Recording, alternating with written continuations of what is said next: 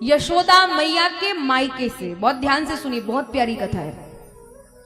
यशोदा मैया के मायके से एक बाबा आए हैं, जिन बाबा का नाम है पांडे बाबा।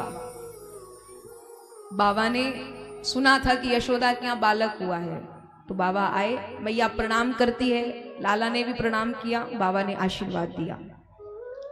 बाबा बोलते हैं मैं चलूं, तो यहाँ यशोदा मैया कहती जाइए नहीं, भोजन पा करके जाइएगा, क्योंकि हमारे आपके यहाँ भी कोई ऐसे संत महात्मा आते हैं तो हम भी कहते हैं ना कि कुछ खा करके जाइएगा, और कभी कोई अतिथि आता है तो उसे भूखा घर से भेजना भी नहीं चाहिए, क्योंकि वो देव का रूप होता है। अतिथि देवो भव।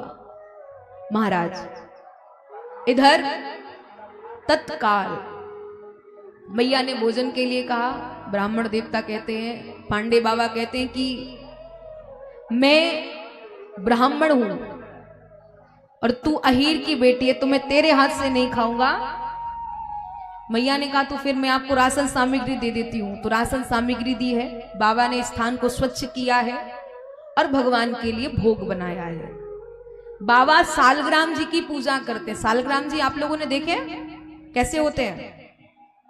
शिवलिंग जैसे होते हैं। शिवलिंग खड़ी होती है, वो लेटे हुए होते हैं।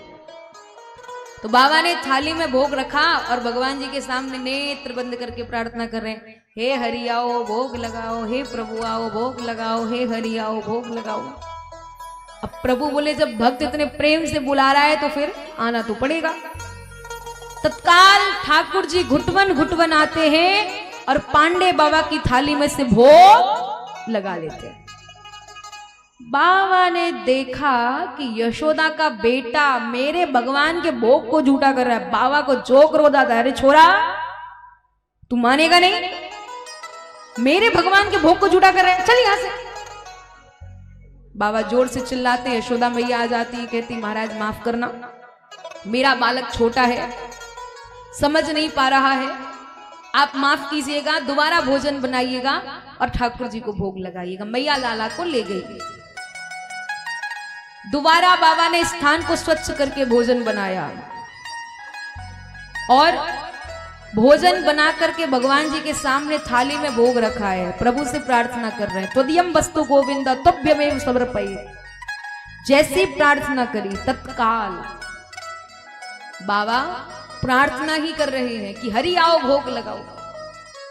ठाकुर जी कहीं और हैं थोड़ी, ठाकुर जी तो यशोदा के घर में ही बैठे हैं। जैसे ही महाराज ठाकुर जी यशोदा के घर में बैठे, ठाकुर जी ने सुना हरि आओ, तत्काल प्रभु घुटवन घुटवन आते हैं और पांडे बाबा की थाली में से भोग लगा। बोल बाल कृष्ण सरकार की। बाबा ने देखा फिर से आ गया। बाबा चिल्लाते, अरे भागेगा नहीं, जाए यहां से, मेरे भगवान के भोग को झूठा कर रहा है। मैया आई और अब लाला को ले गई। मैया ने द्वार बंद किया और ताला लगा दिया और लाला को अंदर बिठा दिया। अब कहती है कि अब कोई नहीं आएगा, अब आप निश्चिंत होकर के बनाइए और ठाकुर जी को भोग लगाइए। बाबा ने तीसरी बार स्थान को स्वच्छ करके ठाकुर जी के लिए भोग बनाया और ठाकुर जी से प्रार्थना कर रहे हैं, हे हरि आओ भोग लगाओ, हे प्रभु आओ भोग लगाओ। जैसे ही प्रार्थना करते हैं, अब महाराज भक्त बुलाए और भगवान ना है ऐसा तो हो नहीं सकता, क्योंकि ठाकुर जी के लिए तो प्रेम सबसे बढ़कर के होता है।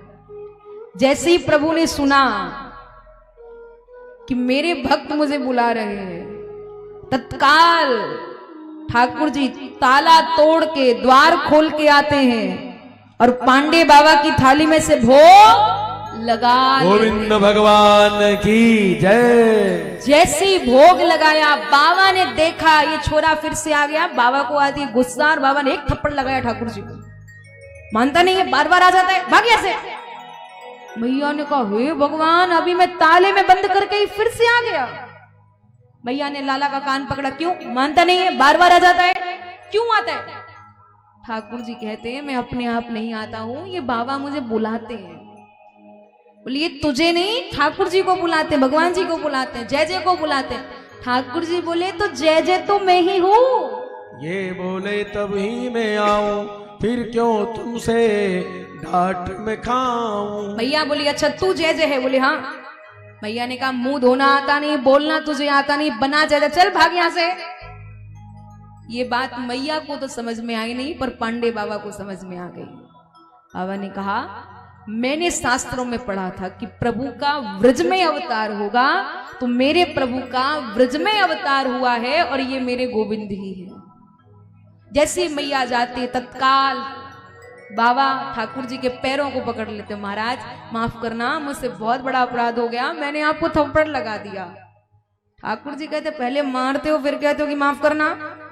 बोले महाराज मैं अज्ञानी था, अबोध था, नहीं मालूम था। प्रभु कहते अच्छा ठीक है, चाहते क्या हो? बोले प्रभु केवल मेरी इतनी सी आपसे वंदना है, प्रार्थना है कि मैं आपके सदैव दर्शन करता रहूं और अपने इन नेत्रों से आपकी झांकी को निहारता रहूं। केवल मैं इतना ही चाहता हूं, मेरी अखियां आपसे लड़ जाएं और मैं आपका दर्शन करके अपने जीवन को धन्य कर लूं, सिर्फ मेरी इतनी कामना है।